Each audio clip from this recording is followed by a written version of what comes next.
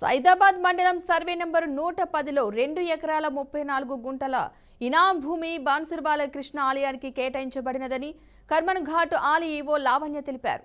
ఈ ఇనాం భూమికి సంబంధించిన ఎంట్రీలు సెక్షన్ 43, సెక్షన్ 38 రిజిస్టర్లో స్పష్టంగా పేర్కొనబడిందని ఈవో లావణ్య వెల్లడించారు. కర్మన్ ఘాట్ దేవస్థానం ఆలయానికి దత్తతగా బాన్సుర్వాల కృష్ణ మందిరం నడిపిస్తున్నదని ఆమె తెలిపారు. ఇక ఆలయానికి సంబంధించిన భూమిలో కొంతమంది అక్రమంగా ఇళ్లు కట్టుకొని నివసిస్తున్నారని, వాటికి ఎలాంటి ఉత్తర్వులు లేని కారణంగా ఆ ఇళ్లను దేవస్థానం స్వాధీనం చేసుకోవడం జరిగిందని కర్మన్ ఘాట్ ఆలయ ఈవో లావణ్య తెలిపారు.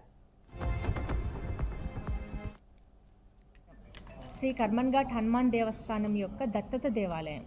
ఇది 2009లో అడాప్షన్ తీసుకోవడం జరిగింది. అంటే ఎండోమెంట్కి సంబంధించిన భూముల వివరాలు 43 రిజిస్ట్రేషన్ 38లో ఉంటాయి.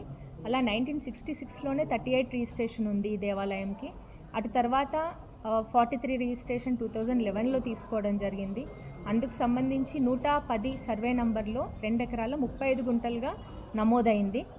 అట్టి స్థలంలో కొంతమంది అంటే వెంచర్ చేసి దాన్ని ప్లాట్లుగా డివైడ్ చేసి కొంతమంది కన్స్ట్రక్షన్ చేసుకొని ఉన్నారు. ఇది మా నోటీస్కి వచ్చాక 2009లో అడాప్షన్ కర్మన్ ఘాట్ దేవాలయం అడాప్షన్ తీసుకున్న తర్వాత ఇక్కడ ఎగ్జిక్యూటివ్ ఆఫీసర్ గారు నోటీస్ చేసి దానికి సంబంధించి కలెక్టర్ దగ్గర ఆర్డీఓ గారి దగ్గర వేయడం జరిగింది పిటిషన్. జడ్జిమెంట్లో ఏమని ఉందంటే ఇది అక్టోబర్ 31 రోజు జడ్జిమెంట్ వచ్చింది 2025. ఈ దేవస్థానానికి వీళ్ళు 3 నెలల్లోపు ల్యాండ్ని హ్యాండ్ ఓవర్ చేయాలి. ఒకవేళ హ్యాండ్ ఓవర్ చేయలేకపోతే కనుక పోలీస్ బందోబస్తుతో దేవస్థానము వారి దగ్గర నుంచి తీసుకోవచ్చు అని చెప్పేసి ట్రిబ్యునల్ ఉత్తర్వులు జారీ చేసింది.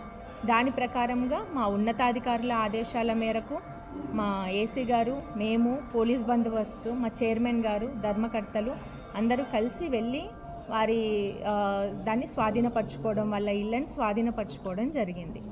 ఇది దీంట్లో ప్రభుత్వానికి కానీ రాజకీయ జోక్యం కానీ ఎటువంటిది లేదు.